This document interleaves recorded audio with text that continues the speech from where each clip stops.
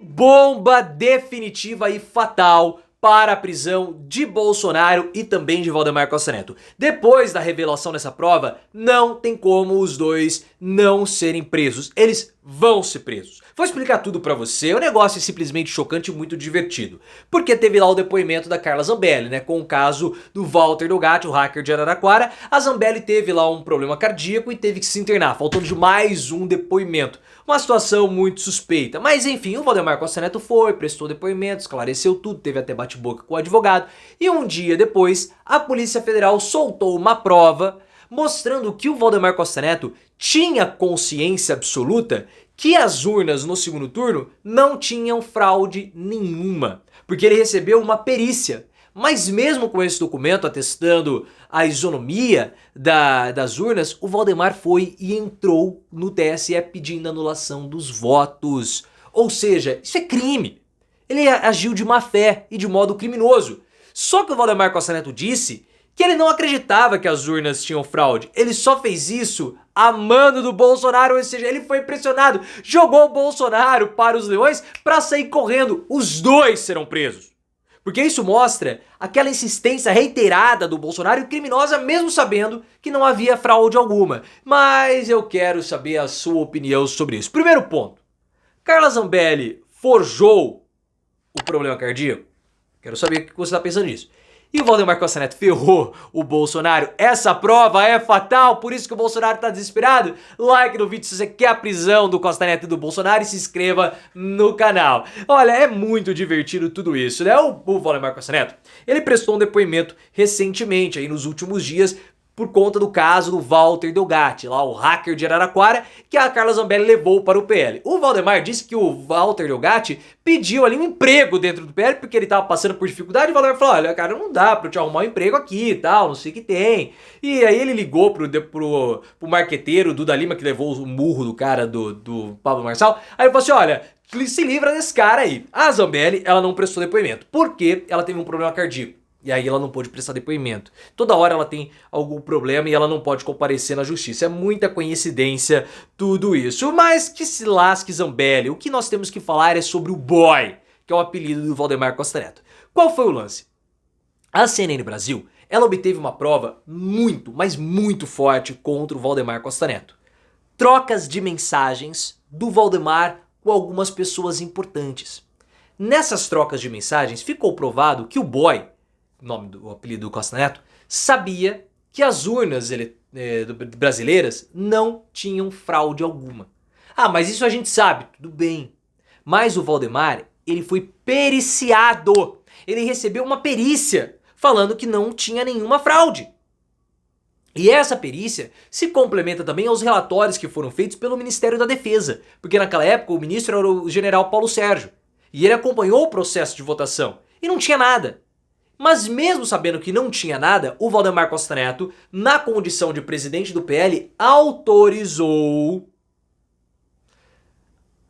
o pedido de anulação dos votos no Lula, tumultuando todo o processo. Ele sabia que não tinha fraude, mas ele insistiu e foi até o fim e levou uma multa absurda do Alexandre de Moraes. Essa prova, ela robustece o indiciamento do Valdemar Costa Neto no inquérito do 8 de janeiro, e robustece a prisão do Costa Neto. Só que em maio desse ano, o Costa Neto disse que ele sabia que não tinha fraude nenhuma, ele nunca acreditou em fraude, mas ele foi pressionado pelo Bolsonaro. Ou seja, a culpa não foi minha, a culpa foi dele. Eu não quis saber de nada, mas ele insistiu. Ele insistiu. Eu não quero saber. E ele disse, lá em maio desse ano, que ele entrou com uma ação depois que foi vazado aquele relatório daquele Instituto Voto Popular, Vox do Povo, sei lá, um negócio, um instituto que forjou um relatório falando que havia fraude nas urnas no segundo turno. E com base nesse relatório houve uma pressão muito forte e aí ele, o Valdemar, teve que entrar com uma ação no TSE solicitando a anulação dos votos. Só que, nas palavras do Costa Neto, quem pressionou foi o Bolsonaro. Tudo isso, pessoal, acaba atestando contra o ex-presidente de uma forma muito forte. Porque você pode pedir recontagem de voto. Não tem nenhum problema nisso. Você pode pedir, é um direito. Só que o Bolsonaro, ele atuava de modo reiterado, mesmo sabendo que tudo estava correto. E mesmo sabendo que tudo estava correto, o Bolsonaro permitiu que o 8 de janeiro acontecesse. Porque ele ficou atacando sistematicamente e reiteradamente as instituições republicanas. Ele sabia que não tinha fraude, ele sabia que o processo foi lícito porque tinham os relatórios do Ministério da Defesa, tinham as perícias que foram contratadas pelo PL. Mas mesmo sabendo que o processo foi justo, ele não falava para as pessoas pararem de bloquear as rodovias. Ele não falava para as pessoas saírem dos acampamentos, nos QGs do Exército.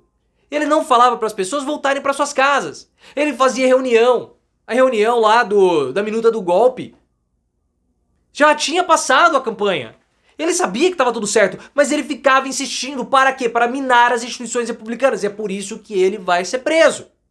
A prisão do Bolsonaro só não aconteceu porque o STF tem um medo danado, isso é verdade, de condenar o Bolsonaro. Acho que vai ter um levante popular porque todo mundo gosta. Olha o tamanho da minha mão lá atrás, ó. A minha mão é muito maior, a sombra, do que ela realmente é. E o Bolsonaro faz isso. Ele ficou com medo da sombra do Bolsonaro, que é grandona. Mas ele é pequenininho. Bolsonaro não é um nada. Agora nós temos que esperar até o final da campanha municipal para o senhor Paulo Gonet e a PGR aceitarem a denúncia contra o Bolsonaro. Não dá mais para ficar esperando tanto. Não dá. O Bolsonaro tá apavoradíssimo com essa situação. Por que vocês acham que ele atacou o Ronaldo Caiado? Por que vocês acham que ele tá atacando o Pablo Marçal? Porque ele sabe que ele vai sair completamente devastado da campanha de 2024. Ele vai sair enfraquecido, não vai ter força política pra peitar nada e nem ninguém. E depois que acabar a campanha municipal, o foco da cobertura política vai ser o Bolsonaro e as condenações dele. Esse vai ser o grande assunto.